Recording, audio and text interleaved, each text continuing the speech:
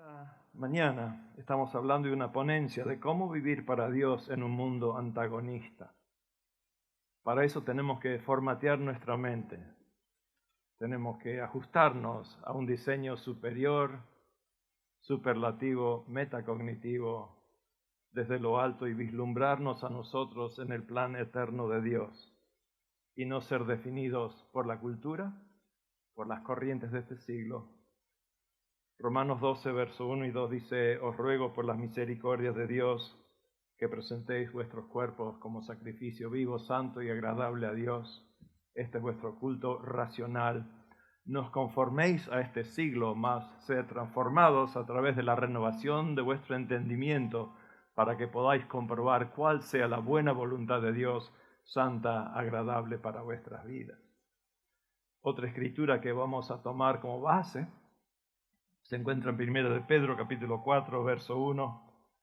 Desde que Cristo ha sufrido en la carne, armaos vosotros de este pensamiento también, que el que ha sufrido en la carne ha cesado de su pecado y está listo para vivir el resto del tiempo en la carne, no más para sus pasiones humanas, sino para la voluntad de Dios. Como Cristo sufrió, armaos vosotros de este pensamiento, que vosotros también padeceréis sufrimientos. El desafío de vivir para Dios en un mundo antagonista necesita una postura de fe proactiva y considerar la relación personal, existencial y vital con Dios, conocer a Dios como sujeto relacional, no solo acerca de Dios como objeto de escrutinio. Nosotros nos ponemos a enfatizar muchas veces de cómo conocer a Dios, no solamente acerca de Dios. Poseer una vislumbre metacognitiva de su diseño eterno revelado en la Escritura, adquirir, desarrollar, consolidar una perspectiva espiritual superlativa con la cual percibir, asesorar, juzgar y responder a los desafíos del cosmos animados de una postura basada epistemológicamente en la realidad y la verdad definidas por Dios. La epistemología es la ciencia que estudia el origen del conocimiento, de dónde lo sacamos, de dónde lo extraemos. Y la hermenéutica se dedica a la interpretación del texto en cuanto a su lenguaje original, a la cultura en la cual ha sido dado, al tiempo y la exigencia del entorno en el cual aparece, a la audiencia a la cual se dirige, y todas esas cosas que pertenecen al contexto que forman el entorno para entender la intención del autor, la intención divina, y así son sacar la Escritura y abrir los ojos al Espíritu Santo. Imagínate que el Espíritu Santo estaba como un helicóptero sobre la cabeza de Elías, pero también de muchos profetas y de los que escribieron las profecías como Isaías, Jeremías. Si el mismo Espíritu se posaba sobre estas personas para darles un entendimiento de cómo la voluntad de Dios debía ser transmitida en términos humanos, ¿te parece que es el mismo Espíritu ayer, hoy y por los siglos, que todavía está ahí como un helicóptero sobre tu cabeza y que te puede dar pautas de dilucidar, de esclarecer, de darte a entender la intención del autor? Cuando uno lee la Escritura, no lee un libro de tantos años de antigüedad como historia, como mito o como referencia simplemente registrada por las culturas orales que después transmiten en forma verbal, sino que es la intención de Dios de transmitir su palabra a través de sus siervos, para que nosotros la podamos entender hoy día y poseer una vislumbre de su intención con una postura basada en esa clase de conocimiento que viene de la palabra, pero más viene de Dios mismo. En hermenéutica tenemos tres mundos. El mundo de la primeridad de Dios, quien es el que revela su palabra, de Cristo, el eterno Logos, que siempre existió, y del Espíritu Santo de la Trinidad, que se dan a revelar a través de la palabra como una segundidad, con símbolos, figuras, interacciones de gramática y de semántica, de semiótica y de lógica, que son símbolos que traducen o transducen la voluntad de la primeridad de Dios expresada en la segundidad de su palabra.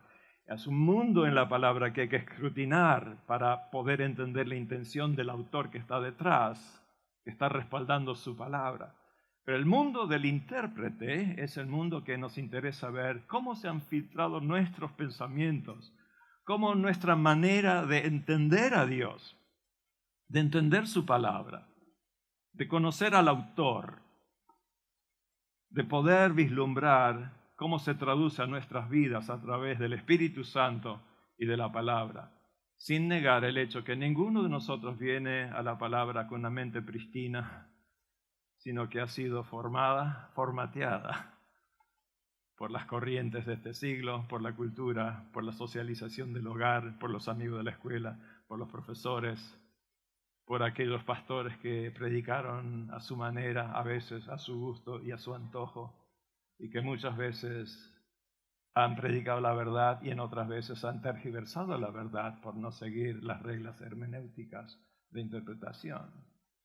Es decir, que es un asunto complejo que, aunque decimos hay que conocer la palabra, hay que conocer a Dios que da la palabra, poseer una vislumbre de su diseño eterno y adquirir perspicacia en entender el entorno del cosmos, de las corrientes de nuestra época que moldean a la mente humana, y reconocer y asesorar nuestra condición humana sujeta a la vanidad y futilidad de la vida bajo el sol y las limitaciones de la propia naturaleza en necesidad de redención y de energía vital espiritual.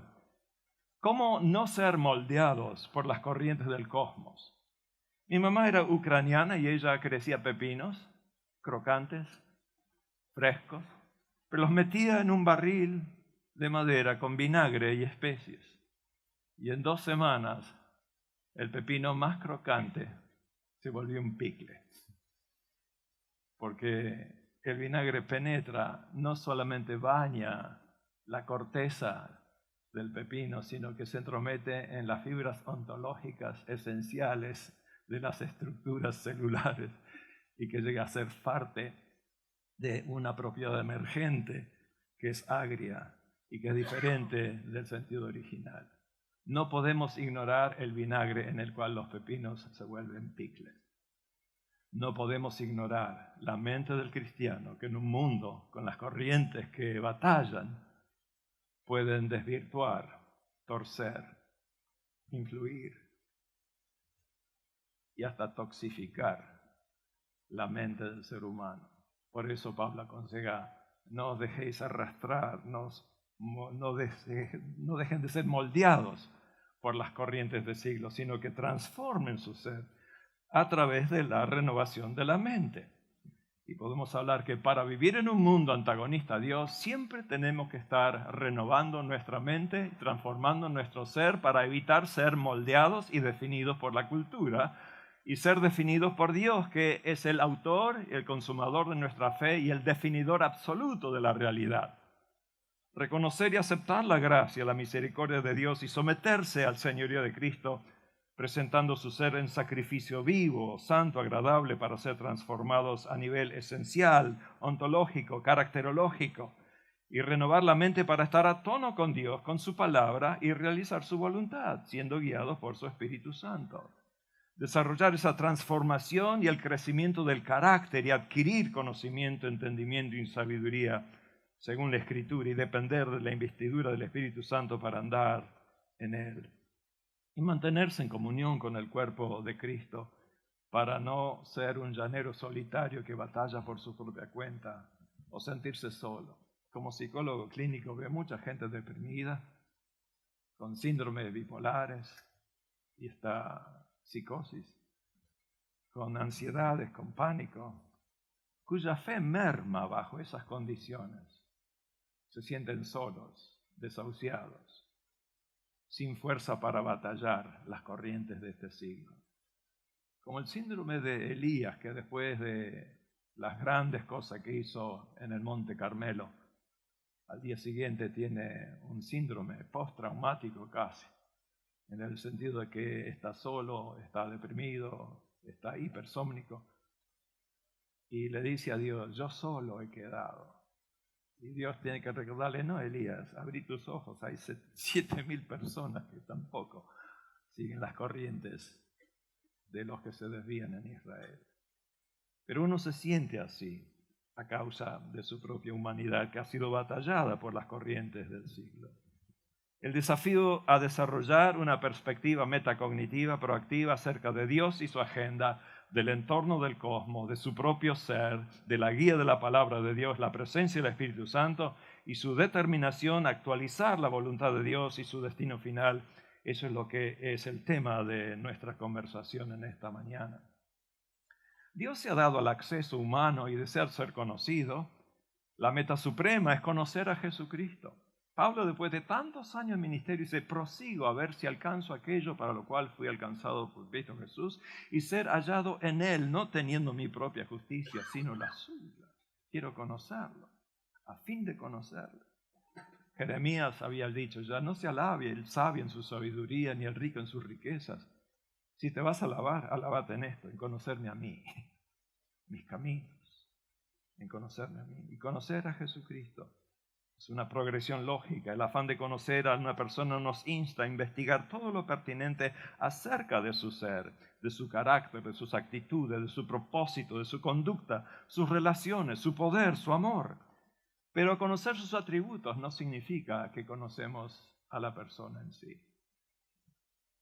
Yo estoy rodeado de teólogos y me junto con teólogos de otras instituciones que a veces describen las cosas extremadamente bien, pero no dan pautas de estar a tono y conocer al autor de la letra, a Jesucristo mismo.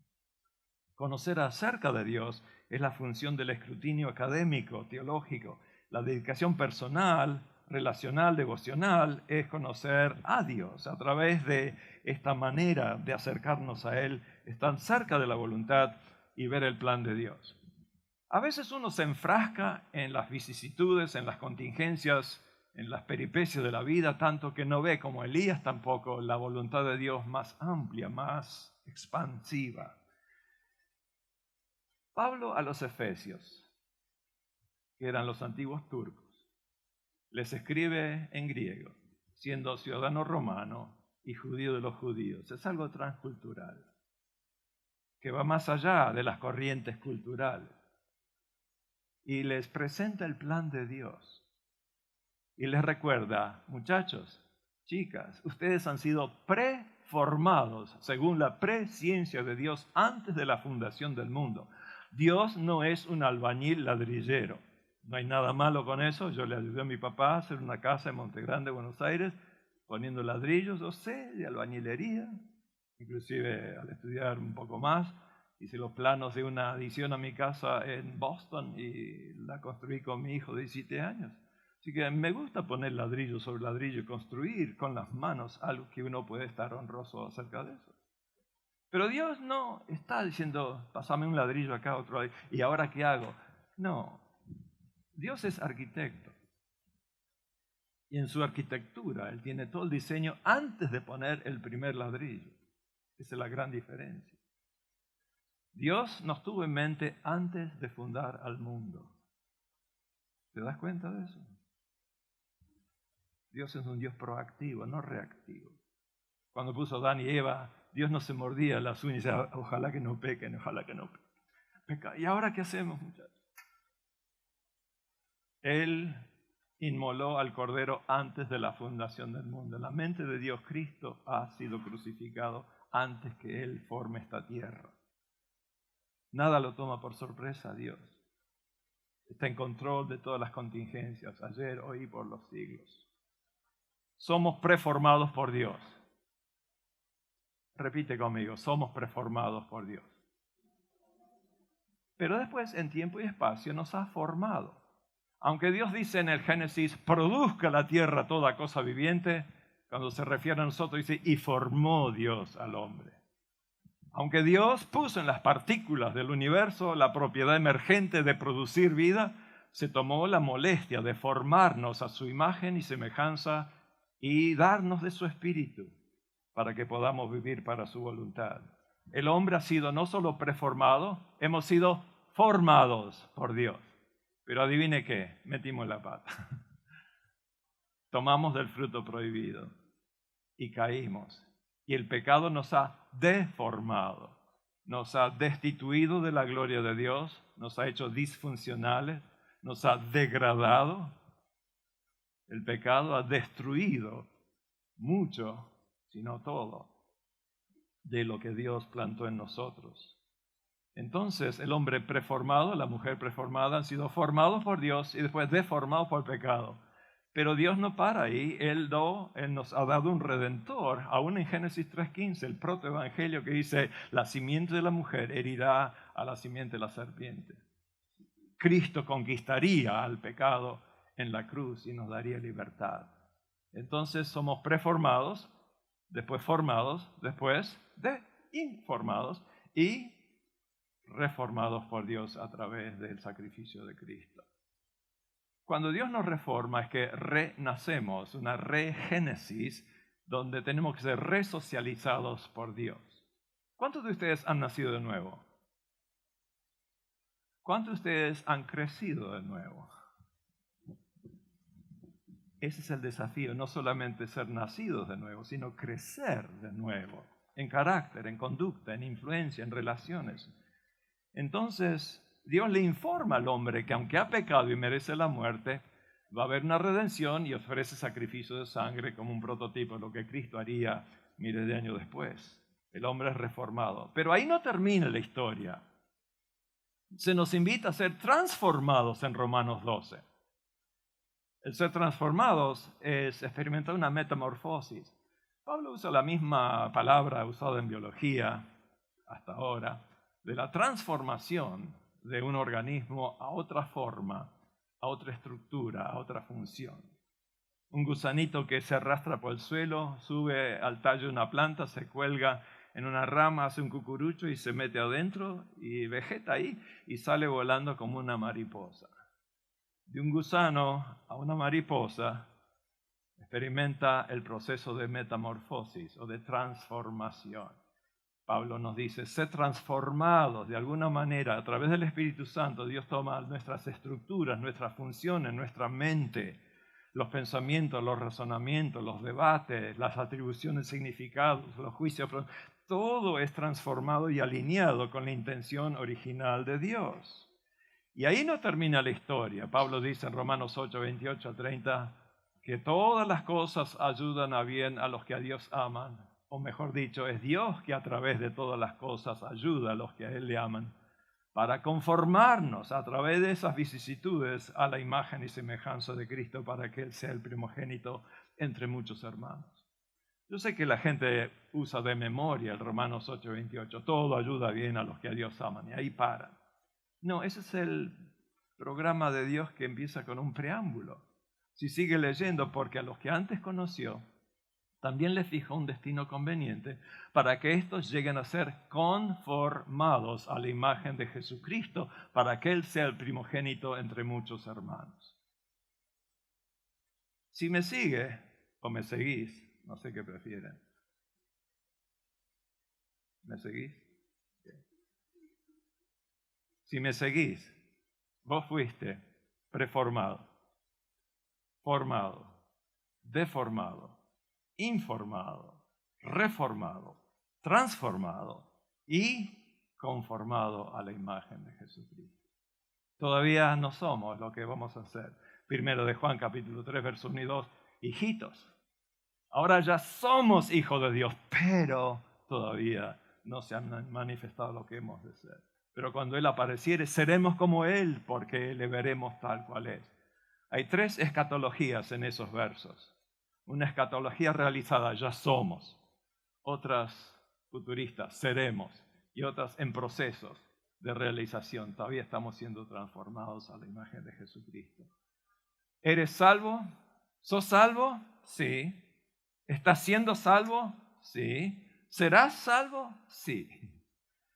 Ese es el tiempo corrido, aoristo en el griego, en el cual uno tiene ese proceso. Así que la salvación no es un evento, es un proceso. El crecimiento no es un evento, es un proceso. Entre los hispanos estamos acostumbrados a los eventos grandes y después terminan en no muchas cosas. Pero cuando uno empieza un proceso Un proceso largo. El casarse no es la boda y la fiesta nomás, es un proceso que tarda años en ajustarse el uno al otro y con muchas peripecias, digamos. Todo es un proceso. Así que informados, reformados, transformados, conformados, y el ser reformado tiene características de estar a tono con Dios. Por eso Pablo dice, para vivir en un mundo antagonista a Dios, hay que conocer a Dios y conocerse a sí mismo en el plan de Dios. ¿Y dónde estamos ahora? Somos reformados, pero con dos tendencias, a ser deformados y a ser transformados, y una lucha interna acerca de diálogos que producen tensiones internas en el ser. Una especie de Romanos capítulo 7. Lo que quiero hacer, esto no hago. Lo que no quiero hacer, esto hago. Pero, ¿qué pasa? Entonces veo que en mí hay algo que no obedece perfectamente a las leyes de Dios, sino que sigue mis propios dictámenes. Es como la ley de la gravedad, la ley del pecado y la muerte rige. Si yo arrojo mi iPhone a la tierra, cae con 9.81 metros al cuadrado y no lo tiro otra vez y cae otra vez. La razón por la cual no lo rompo es porque lo atajo con la mano, porque conozco la gravedad. El pecado es igual que esta ley. Cualquier pecador, salvo, tarde o temprano, cuando se le da la gana vivir a su cuenta, cae. Ninguno de nosotros vive impecablemente todos los días de su vida. Por eso Juan dice, hijitos, no pequéis, pero si habéis pecado, tenemos un abogado en Cristo que Él intercede por nosotros. Y si confesamos nuestros pecados, la sangre de Jesucristo nos limpia de todo pecado y nos hace libres otra vez. Es decir, que conocernos a nosotros en esa tensión, que somos tesoros en vasos de barro. Vivimos en este mundo no como tazas de acero inoxidable o demás, no, somos de barro que se resquebraja, pero tenemos un tesoro adentro. No es todo barro, no es todo oro, no se amalgama, realmente no se amalgama el barro y el oro. Permanecen en tensión. Hay muchos cristianos que piensan dialécticamente en la manera hegeliana de tesis, antítesis y síntesis, y sintetizan las dos naturalezas en una y viven para Dios.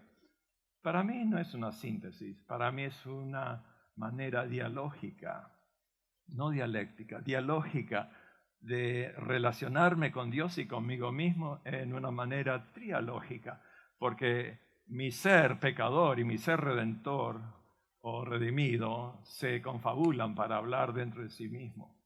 Yo produje ensayos publicados en jornales de teología y psicología acerca del ser dialógico. No somos simplemente lógicos, sino dialógicos. Todo el día dialogamos con nosotros. ¿Con quién dialogaste en tu mente hoy día?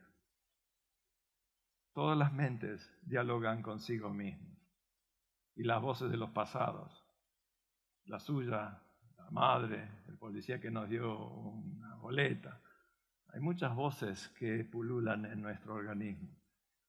Si no me crees, lee el Salmo 42 de los hijos de Asaf, que dice, mi alma, ¿por qué estás turbada dentro de mí? ¿Quién se habla a quién? Uno se habla a sí mismo, el ser dialógico. ¿Por qué te turbas dentro de mí? Y comienza a dialogar.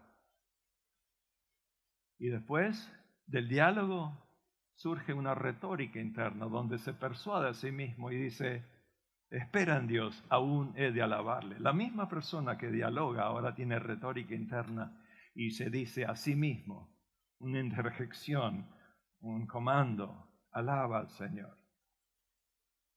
En el Evangelio de Lucas hay 3 diálogos. Uno del mayordomo infiel que dice, ¿qué haré? Mendigar no puedo, me da vergüenza, cavar no puedo, no tengo fuerza. Esto haré. Y habla consigo mismo qué va a hacer. Y hace deliberaciones, conjeturas y se levanta. Pero un diálogo famoso es el del hijo pródigo, cuando está en las peores. Y se acuerda del apego intenso que tenía con el padre cuando era infante. Y después se acuerda, ¿cuántos jornaleros hay en la casa de mi padre que tienen que comer y yo acá comiendo con los chanchos? y dialoga consigo mismo. Y después surge esa retórica interna. Es decir, que hay una plena conciencia que es aguzada en percibir su realidad. Segunda, una conciencia que es más desacoplada, donde uno puede asesorar su condición. Y después, una conciencia plena que es a propósito engendrada para realizar un acto proactivo, decisivo y hacer una decisión propia. Y él dice, iré a la casa de mi padre. Así que uno dialoga internamente y hace decisiones basadas en retórica interna para hacer la voluntad de Dios. Cuando uno dialoga de esa forma, puede establecer muchos diálogos internos. No sé si te pasó de vez en cuando. A mí me pasa seguido cuando digo, qué estúpido que fuiste. ¿Por qué metiste la pata de esa forma tan tonta? O sea, debería haber hecho esto. Me rezongo, me reto, me condeno. Son diálogos y retórica interna de la cual, como Pablo dice, ¿quién me librará de este cuerpo de muerte? Todo el capítulo 7 es un diálogo intenso. Para terminar el capítulo 8, una retórica. Yo sé en quién creo. El Espíritu testifica a mi espíritu que soy hijo de Dios. Nadie me puede apartar del amor de Dios en Cristo. Es una retórica tremenda en Romanos 8, que viene después de la retórica interna, de las luchas mentales que un creyente puede tener debido a su debilidad, debido a la tentación, debido al fracaso. El formato mental del ser afectado, sus estructuras, sus procesos, sus funciones, sus expresiones, conglomerado de ideas o de actitudes, motivaciones, valores subyacentes a la conducta, eso hay que renovar. Este siglo hay que renovar la mente para no ser atrapado por las corrientes filosóficas, políticas, legales, económicas, expresadas en directivas sociales y tribales. Cuando yo era chico en una iglesia rusa ucraniana, los predicadores eran bastante legalistas, todo era temático, tópico y siempre predicando en contra del pecado. Pero se las agarraba con las mujeres.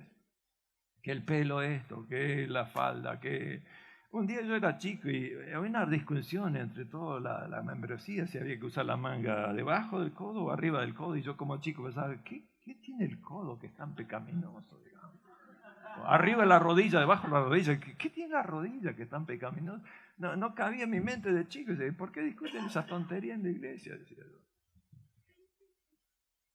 Que el pelo, que la corbata, que la manga, que esto, que usa, que esto sí, que esto no, y esto no me lo usa, y a la cachuza la vistan de sus señoras mientras ellos decoran a sus barrigas difusas.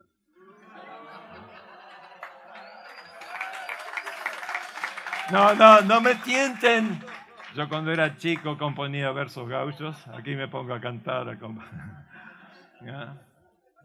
Hay una de las penas de los pastores pentecostales, de la misa pentecostal, que la publicó mi sobrina en una chaveta cristiana años atrás. Así.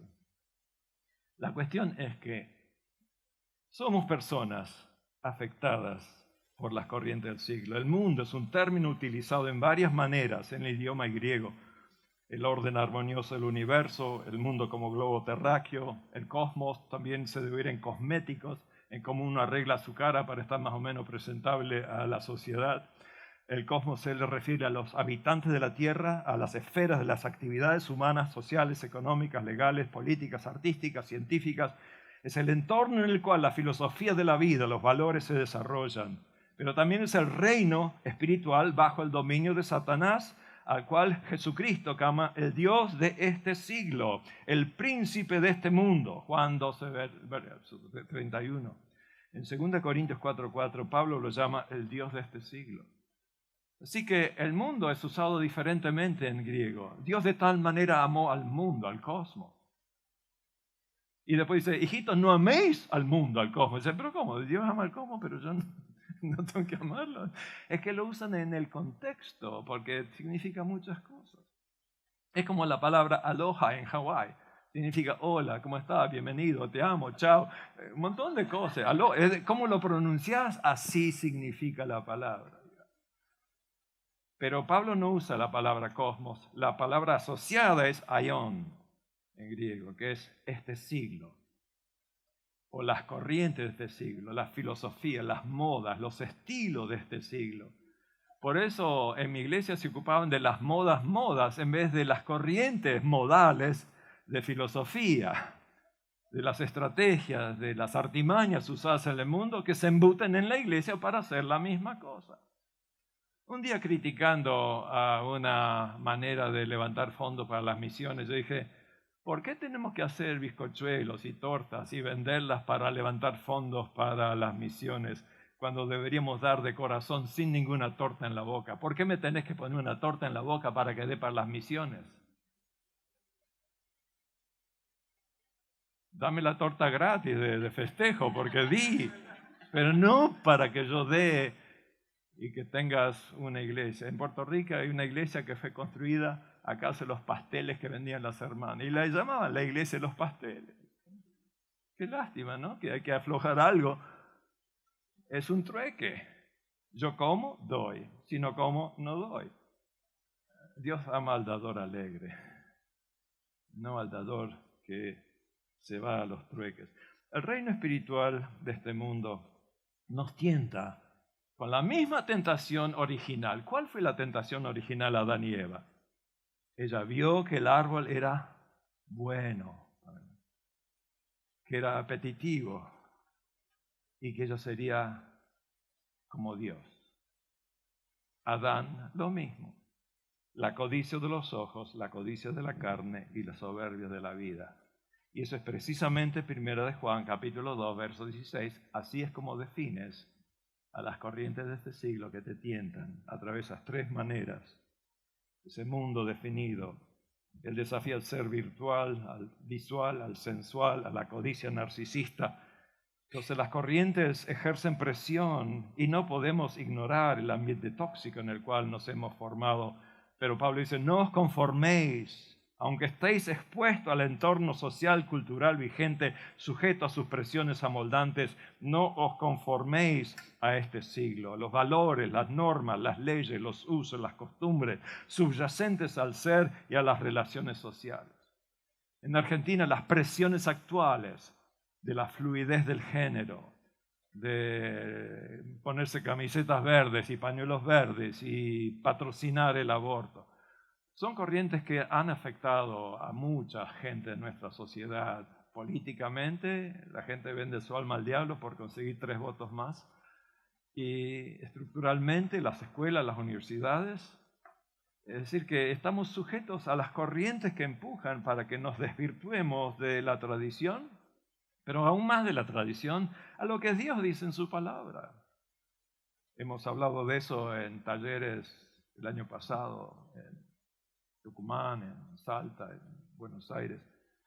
Pero estos valores, las construcciones sociales del ser, su género, sus preferencias sexuales, la expectativa de adoptar cierta conducta, actitudes, valores, es lo que batalla. Pero todo se basa en que hay una mano que los manipula del otro lado. Pablo dice, nuestra lucha no está dirigida a carne y sangre. Nuestra lucha es contra principados y potestades, huestes espirituales en los aires. Satanás tiene los hilos de las marionetas, de los títeres, y los mueve, y nosotros vemos el show nada más, pero no vemos la mano que está moldeando y que está manejando a los títeres. Nuestra lucha no es contra el pecador común, porque es muy vecino a nosotros. Nuestra lucha es contra el que los maneja, el que los dirige, el que les pone el ton, el son, el compás de la música y que los hace bailar a su antojo. Las corrientes actúan a diferentes niveles de influencia, moldeo y presionan al ser a ser conformado, moldeado, embutido, adaptado al sistema social. Y todo organismo viviente no solo crece, sino también se degrada y fenece. Yo tengo 3 amigos cuyos negocios están siempre en las ruinas. Son arqueólogos. Entonces, escarban y escarban y escarban para encontrar el yacimiento. Gary Pratico, que es el curador de las impresiones cuneiformes de Mesopotamia en el Museo de Harvard, muy amigo, y fui con él. Yo enseñé en Israel por 16 años, todos los años, pero también hacía viajes para investigar arqueológicamente la ciudad de David o Megido, donde Armagedón se perfila. En Megido hay 23 capas de civilizaciones que se arrasaron y construyeron encima, se arrasaron y construyeron encima, 23 capas. y el polvo ha sepultado, hay que excavar mucho para encontrar algo. Pero los organismos que son vitales, en el tiempo se fosilizan y se encuentran en yacimientos fosilizados. ¿Qué es un fósil? Un organismo sujeto a ciertas condiciones ecosistémicas que tiende a cambiar su estructura y sus funciones. Aunque la estructura queda muchas veces, pero la función decae y muere. Ciudades de antaño han sido sepultadas por la acumulación de partículas de polvo, pero también en la esfera humana la negentropía es la necesidad de revitalizar un sistema entrópico que a través de la infusión de energía provista por una fuente externa puede hacer que el sistema continúe en vida. La entropía es parte de la termodinámica que dice que toda manera de ser viviente empieza a experimentar un proceso letárgico de mortandad natural. La necesidad de transformación a través de la renovación de la mente es esencial porque si no, uno se fosiliza, es atrapado, fosilizado por las corrientes de este siglo. Y en ese sentido, ¿cómo me asesoro si estoy siendo conformado a las corrientes? Porque un pez no sabe que está mojado. Un pescado le dice al otro, ¿sabes que estás mojado? Y él dice, ¿qué? Nací, crecí, voy a morir en este medio ambiente.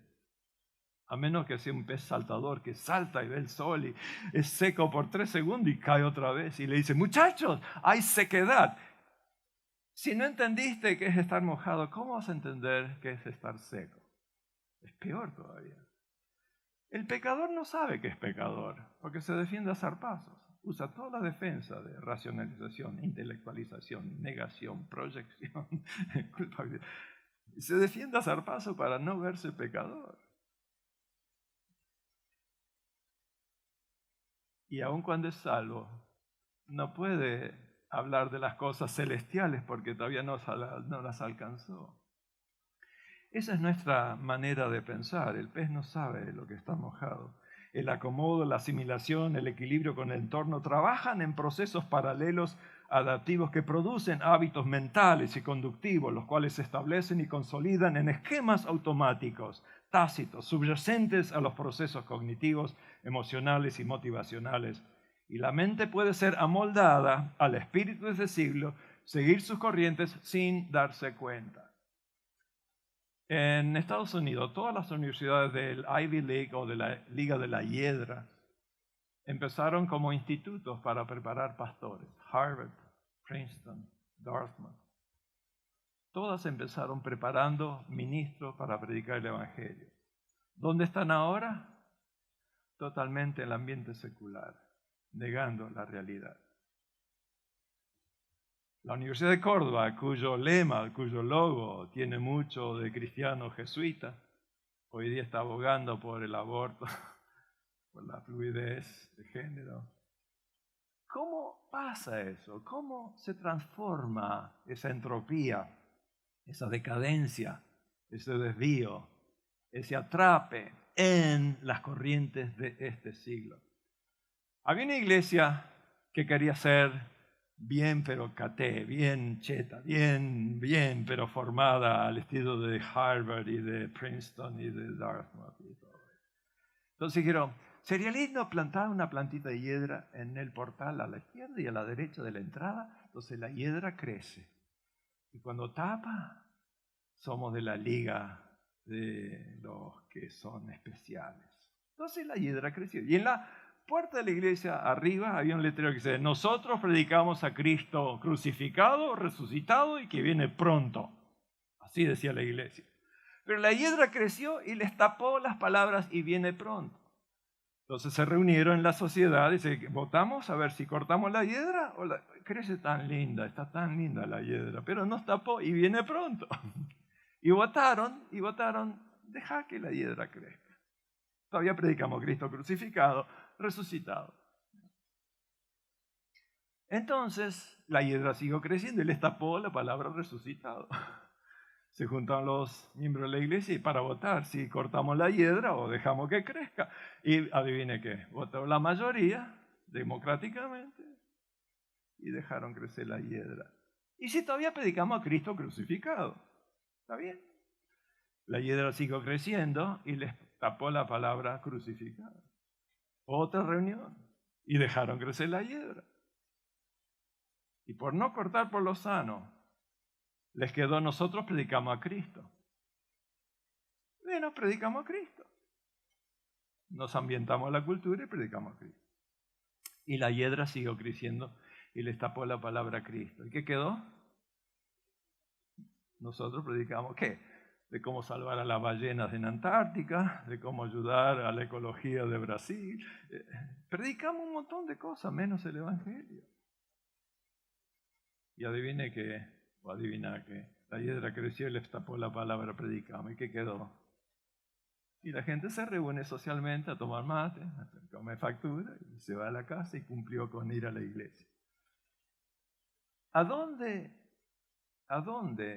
entra esta corriente en nuestra perspectiva? ¿A dónde nosotros empezamos a emparentarnos tanto, a asimilar, a acomodarnos, a equilibrar, que la forma y la función se desvía y comenzamos a vivir como este mundo?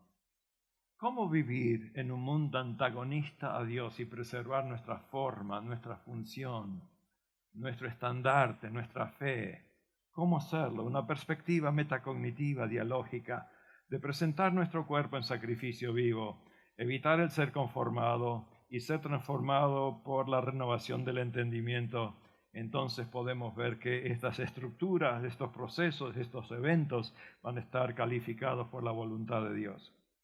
¿Y qué es lo que Pedro nos dice en el capítulo 1? Ceñid los lomos de vuestro entendimiento. En el griego original significa que hay que apretarse el cinturón y ajustarlo para estar a tono, para servir o para guerrear. ¿Y por qué dice eso? Porque no usaban jeans o pantalones cortos, usaban togas. Y para trabajar con una toga había que ajustarse los cinturones y meter adentro todas las cosas que estaban flojas y sueltas. Pedro está diciéndonos: ajusta el cinturón protector de tu mente para que no te desvaríes y no te descompagines. Ajusta, ciñe los lomos de tu entendimiento, de tu mente. ¿Qué significa? Apretar bien, ajustar, alinear, tener a tono la sensación, la atención, el pensamiento, el razonamiento, el juicio, la decisión, la percepción, la atribución de significado, las memorias, el aprendizaje, la formación de actitudes, la adopción de valores, todo eso, renovación de la mente, del entendimiento, que incluye los procesos emocionales. Cuando Pablo habla de la mente de Cristo en Filipenses y de la mente que debe existir, usa un término que combina no solamente acá, sino las entrañas. Desde adentro del ser, que yo tenga este sentir que hubo en Cristo Jesús. Nosotros somos muy griegos, que desplazamos ese sentimiento a la mentalidad nada más. Pero Pablo, como hebreo, les recuerda: bendice alma mía a Jehová y todo lo que está dentro de mí. ¿Qué significa todo? Mis intestinos, mi hígado, mis riñones. Inclusive hay un salmo que dice: durante la noche mis riñones me enseñan, pero lo traducimos mi mente.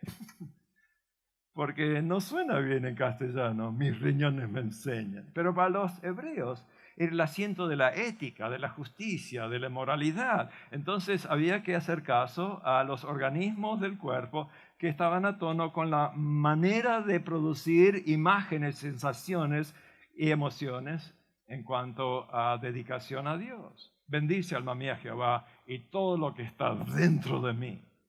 Pero si uno le manda una tarjeta en el día de San Valentín a su novia y le dice: te amo desde las entrañas hasta el rectum, hasta el colon, no queda bien, no suena bien.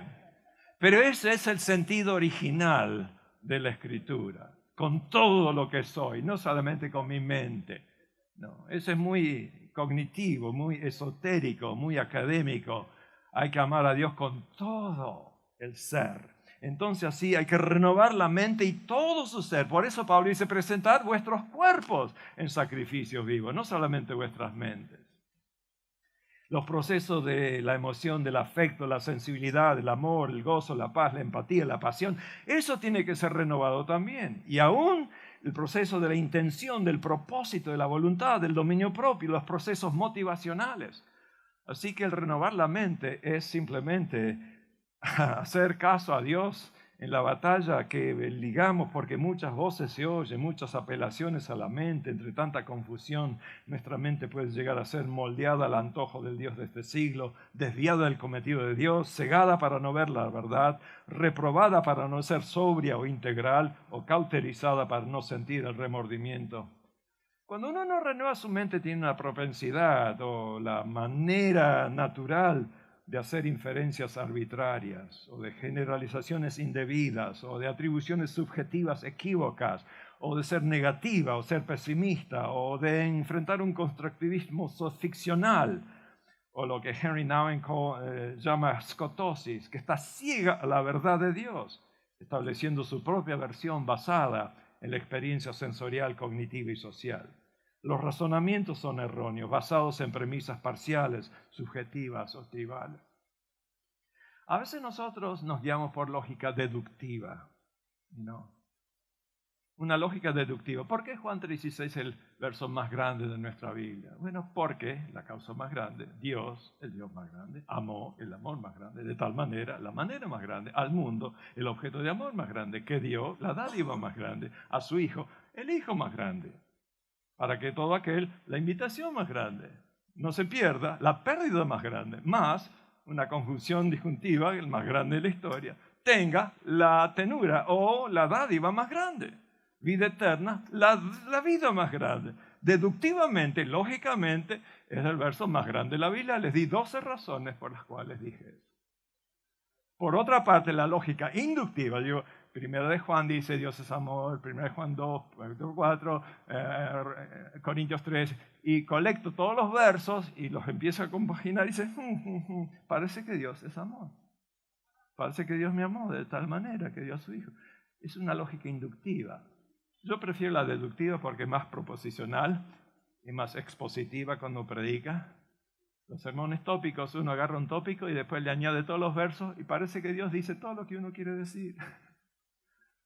Pero cuando uno se aferra a la Escritura y la desmenuce y la pone ahí a la altura, uno está sacando la intención del autor y trata de comunicarla a la gente. Hay una tercera lógica llamada aductiva. ¿Sabes cuál es?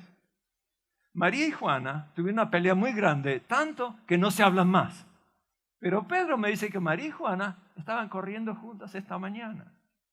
¿Cuál es mi conclusión?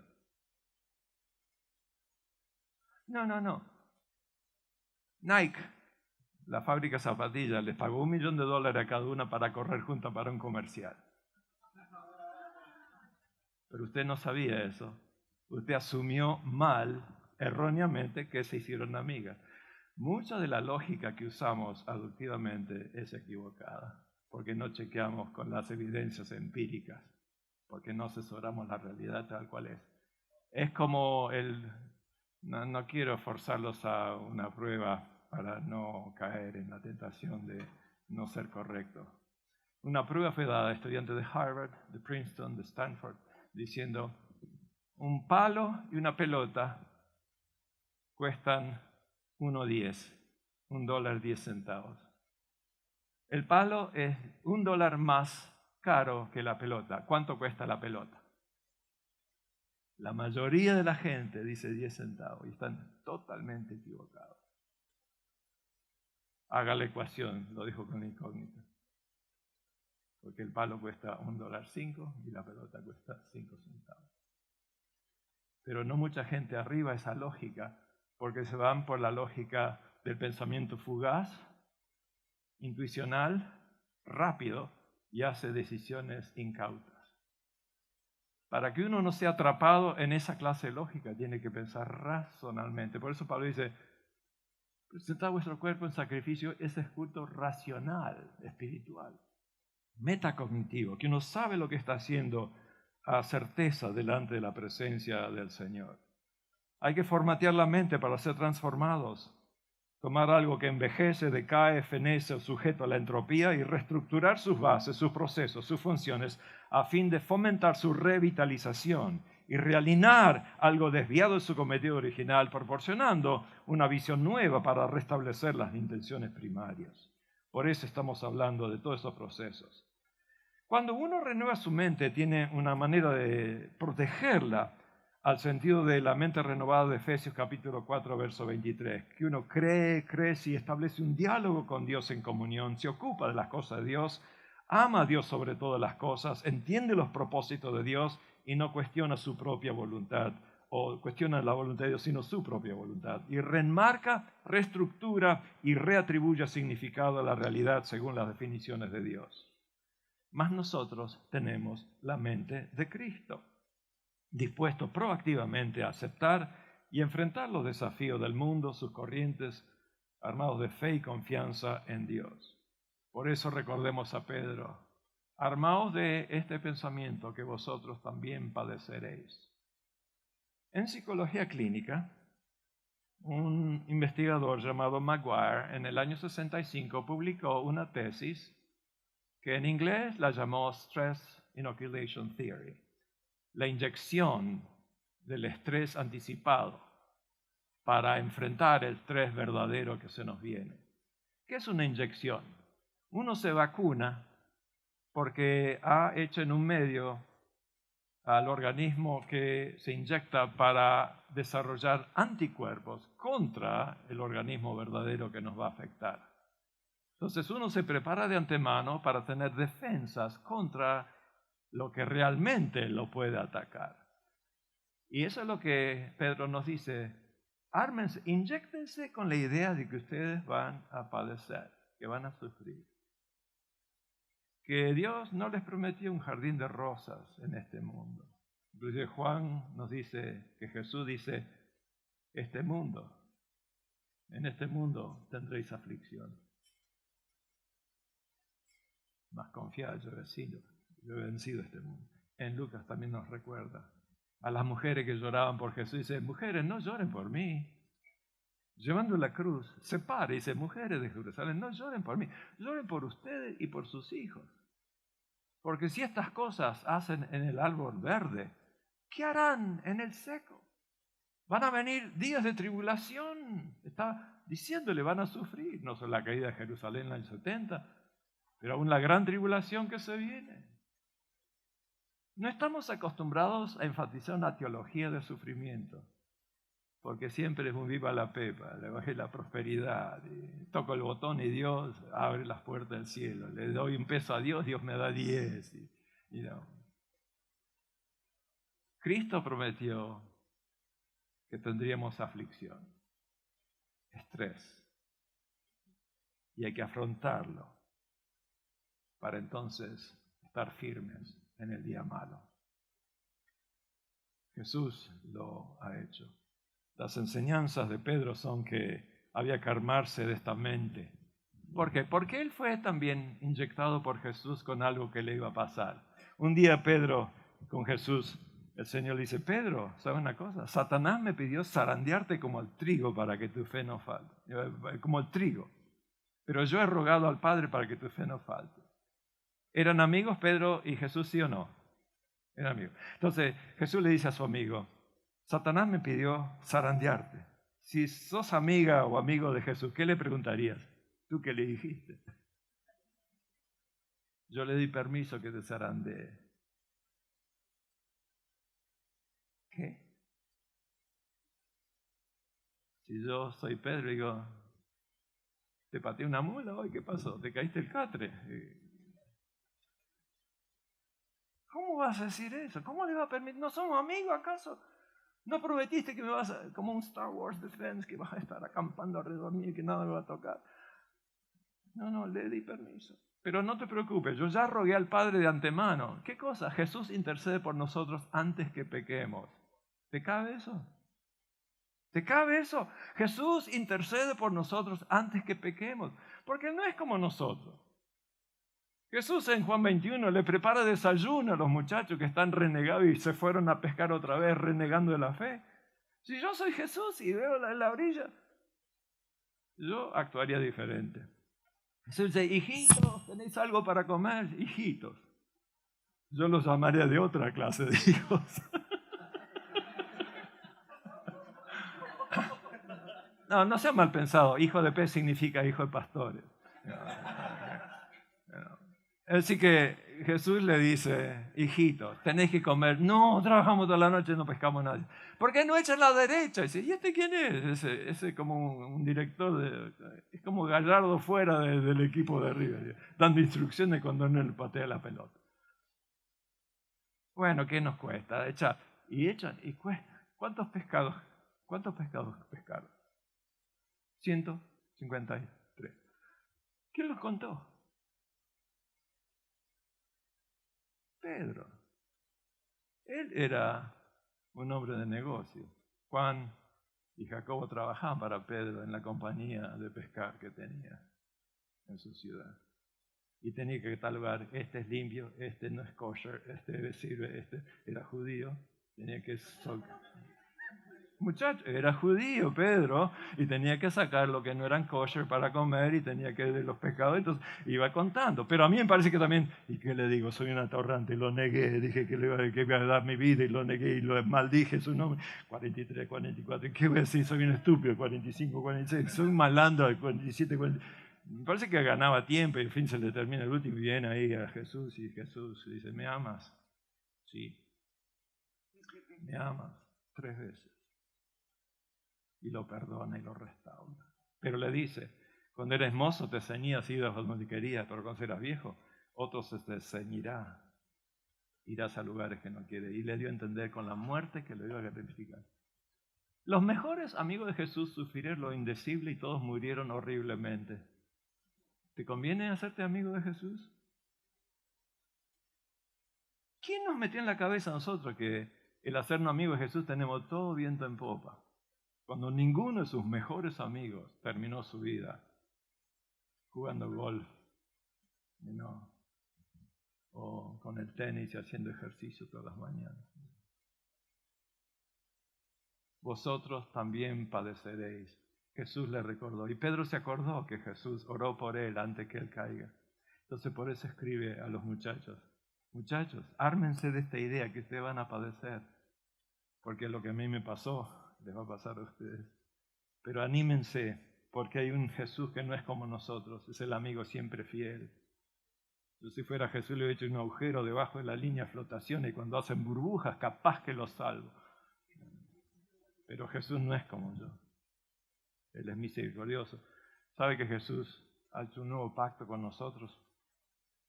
Un pacto que es unilateral, incondicional, proactivo, lleno de gracia, de misericordia, ofrece perdón, ofrece olvido y hierro todo, y da poder, invita a la intimidad y renueva su cometido a nosotros. 10 cláusulas del nuevo pacto. Si alguno lee en inglés, hay un libro que yo produje sobre el nuevo pacto como paradigma de relaciones óptimas entre los seres humanos. Pero es la enseñanza de Pedro, que también la enseñanza de Pablo. Pero Pedro sigue. ¿Qué crédito tienen si padecen como homicidas? Pero si padecen como cristianos está bien. Jesús lo recalcó en las bienaventuranzas. Bienaventurados los que lloran porque ellos recibirán consolación. Bienaventurados cuando los persigan y por causa de mi nombre los hagan sufrir. En ese día sean benditos, dice el Señor. Jesús nos da esa promesa de ser bienaventurados cuando nos insultan, nos persigan injustamente a causa de su nombre. En un mundo antagonista a Dios, el Señor nos bendice y explica los sufrimientos del Mesías para darnos un arrojo a nosotros. Esto harán con ustedes y también sufrirán. El que perseverare hasta el fin será salvo. Entonces, cuando podemos ver que Jesús enseña anticipadamente el sufrimiento y Pedro lo recalca, Pablo lo recalca también. No tengo todo el tiempo para explicar o para poner en mente todos los versos que hablan del sufrimiento humano, de los tesoros que están en vaso de barro. Pero lo que queremos decir es que podemos desarrollar una personalidad que es antifrágil y no frágil.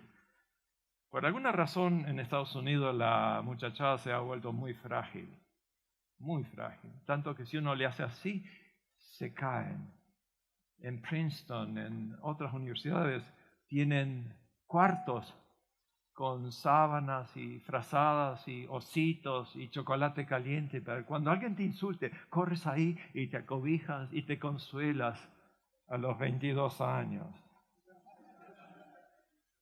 Por poco tiene una madrastra con talco para ponerte en las piernas, los talcos para que no sufra el sudor. Son muy frágiles hoy día. Y es todo políticamente correcto, tanto que uno no puede ni siquiera pronunciar un pronombre porque están todos desvirtuados. Entonces uno no simplemente tiene que resistir el estrés, sino crecer a través de las circunstancias negativas y adquirir fortaleza. El acomodo, la asimilación, el equilibrio no solamente nos ajusta, tenemos que aceptar los desafíos, pero reenmarcar las circunstancias. Cuando a Pablo lo ponen preso, él escribe Efesios, la mejor de sus epístolas en cuanto al significado teleológico y metacognitivo, suprarracional de la voluntad de Dios eterna, desde lo que es preformado a lo que es glorificado en Dios. Pero heavy duty o teología pura, capítulo 1, 2 y 3. Y después el capítulo 4 comienza la enseñanza práctica. ¿Y cómo comienza? Pablo, prisionero a causa de Jesucristo, por cuya causa estoy en cadena. Pablo nunca se llamó prisionero de César, aunque técnicamente era prisionero de César. Desde la prisión escribió, prisionero de Jesucristo. Reenmarcó, redefinió las circunstancias, su vida. Es decir, que las circunstancias no lo definen a Pablo. A mí me definieron hoy con un paquetito aquí. Pero ¿quién me define? No es Mario, no es la cruz, es Dios. Hay personas que nos definen bien, pero a Pablo lo definieron como un reo. Era prisionero, pero Pablo no se adjudicó esa etiqueta. No le caía bien, se la sacudió.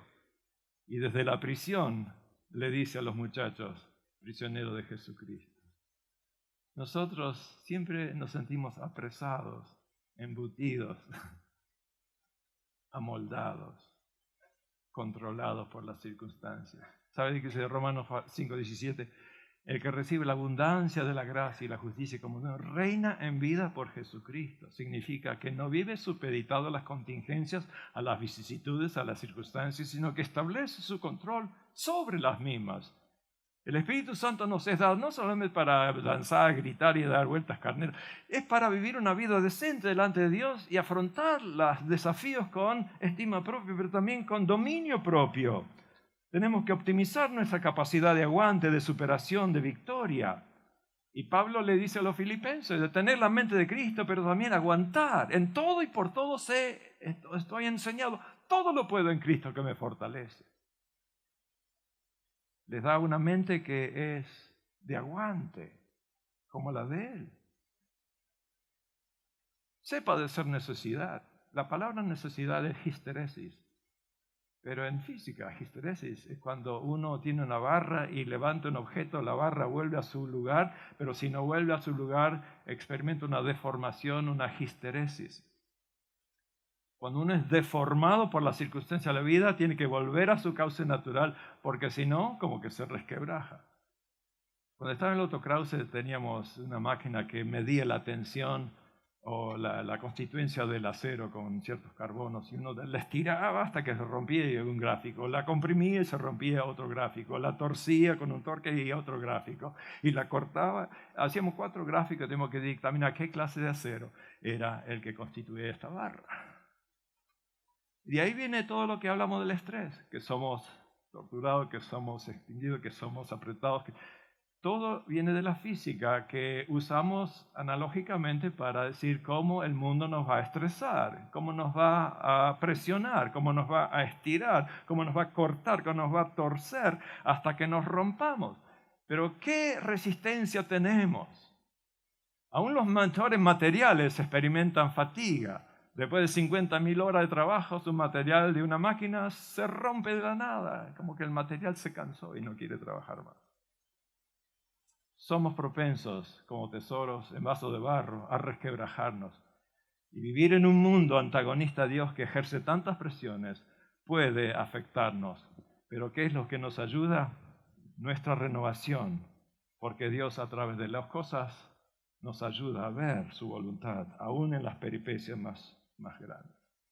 A Miguel Ángel le dieron un pedazo de mármol de Carrara, blanco, y él tenía un cincel y un martillo y empezó a picotear.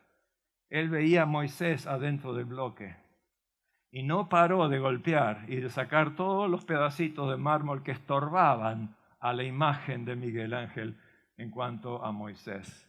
Y lo vio a Moisés y no paró de martillar hasta que lo vio en su forma. ¿Qué es la estatua de Moisés? La estatua es lo que queda después que le sacamos todas las piezas que estorban, la manifestación de la obra de arte. Tú eres una obra de arte en las manos de Dios y Él no va a parar hasta que estés completo en su obra. Pero a veces no te va a gustar los martillazos, los cincelazos que te pegan, los pedacitos que van siendo arrojados. A nadie le gusta que Dios lo quebrante. Pero Jesús en Isaías 53 era varón de dolores, experimentado en quebranto. Y Él dijo, si a mí me han hecho estas cosas, a ustedes también las harán. Muchachos, chicas, armémonos del pensamiento que vamos a sufrir en un mundo que no nos aprecia como gente de fe, que nos ridiculiza, nos vitupera, nos echa a un lado, nos trata de trogloditas, de primados. Pero digamos con Pablo, yo sé en quién he creído y a quién he creído. Estoy seguro que guardará lo que he cometido hacia Él hasta el final. Preparemos nuestras mentes, la actitud de ver que todo ayuda bien, las cosas buenas, malas, regulares, las peripecias, porque Dios está conformándonos, sacando lo que estorba para que al fin la estatua quede. Y ahí no terminó Miguel Ángel, agarró pulidoras y comenzó a pulir todo, refinar hasta el último recoveco para que Moisés aparezca en toda su gloria como estatua en la ciudad de Roma. Dios quiere no solo empezar la buena obra, sino terminarla en el día de Jesucristo. Y Efesios 2 dice, somos hechura suya o poeteos de Dios. Somos la obra creativa de Dios que está en proceso. Dios no ha terminado con nosotros. Todavía mucho que nos va a pasar en esta vida y tenemos que ver cómo lo aguantamos. Termino diciendo que cuando estamos frágiles, somos propensos a volcar todo nuestro ser en cosas histéricas, neuróticas, disfuncionales.